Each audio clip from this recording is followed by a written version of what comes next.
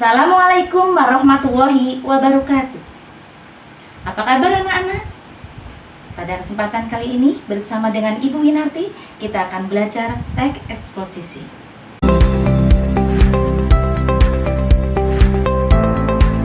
Kita mulai dari pengertian teks eksposisi.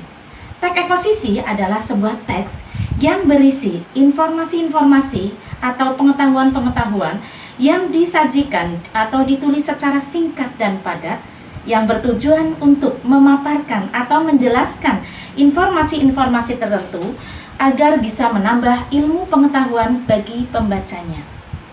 Selanjutnya kita harus mengetahui ciri-ciri teks eksposisi.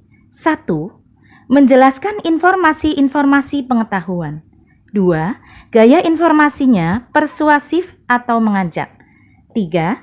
Biasanya menjawab pertanyaan apa, di mana, kapan, siapa, mengapa, bagaimana, atau biasa disebut dengan adiksimba.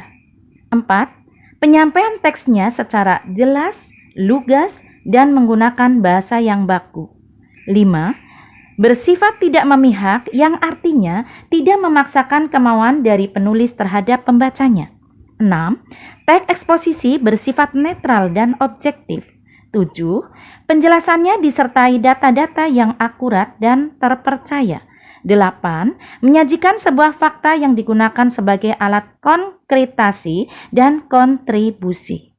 Setelah kita mengetahui ciri-ciri dari teks eksposisi, kita lanjutkan harus mengetahui dua unsur utama teks eksposisi, yaitu 1. Gagasan.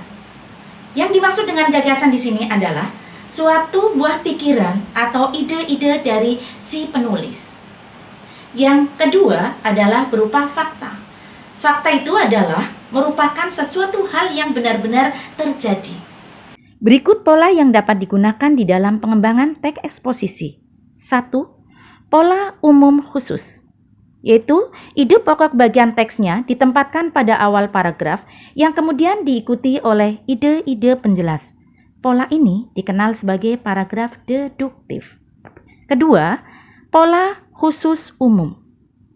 Hal-hal yang bersifat khusus diikuti oleh uraian yang bersifat umum. Bagian akhir dalam teks ini berfungsi sebagai simpulan dari pendapat-pendapat yang dikemukakan sebelumnya. 3. Pola ilustrasi. Sebuah gagasan yang terlalu umum memerlukan ilustrasi-ilustrasi konkret. Ilustrasi tersebut berfungsi untuk membuktikan suatu pendapat.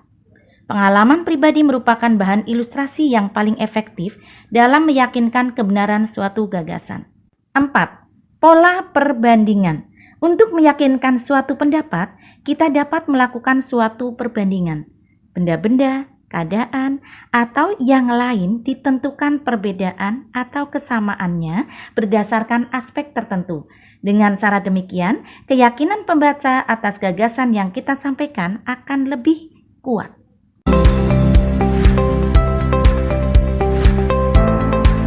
Selanjutnya, langkah-langkah menyimpulkan teks eksposisi. 1. Membaca teks eksposisi secara teliti dan saksama. 2. Memahami isi teks eksposisi yang dibacanya. 3. Menemukan ide-ide pokok teks eksposisi di setiap paragraf. 4. Menyusun kesimpulan berdasarkan ide-ide pokok yang telah ditemukan. Selanjutnya, struktur teks eksposisi. 1. Pernyataan pendapat atau tesis, yaitu bagian teks yang berisikan pernyataan pendapat atau tesis penulis, disebut juga bagian pembuka, atau ada yang mengungkapkan merupakan gambaran secara umum dari apa yang sedang dibahas. 2. Rangkaian argumentasi, yaitu berupa sejumlah pendapat atau argumen penulis sebagai penjelasan atas tesis yang dikemukakan sebelumnya. Pada bagian ini ditemukan sejumlah fakta-fakta yang memperkuat argumen penulis. 3. Penegasan ulang pendapat, yaitu sebagai perumusan kembali secara ringkas. Dan bagian ini sering pula disebut sebagai penutup atau simpulan.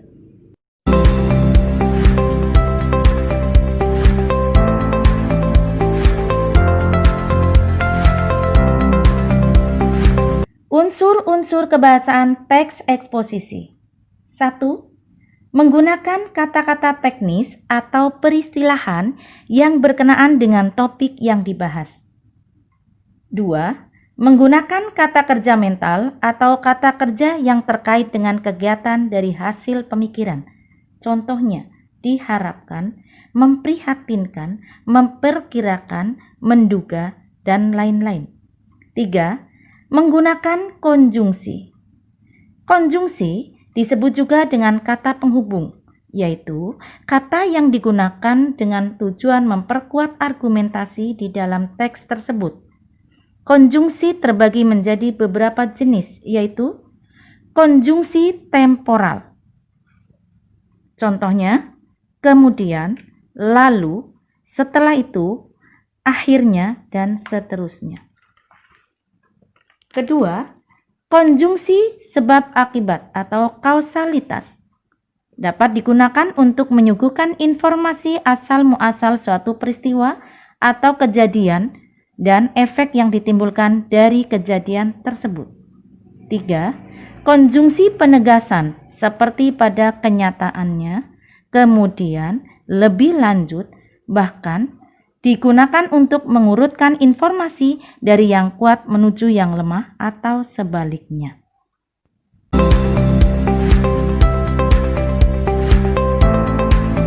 Empat, kata leksikal. Jenis kata leksikal, khususnya pada unsur kebahasan teks eksposisi adalah sebagai berikut. Nomina, verba, adjektif, adverbia. 5. Teks eksposisi lebih sering menggunakan kata-kata yang mengandung makna denotasi, yaitu kata-kata yang mengandung arti yang sebenarnya.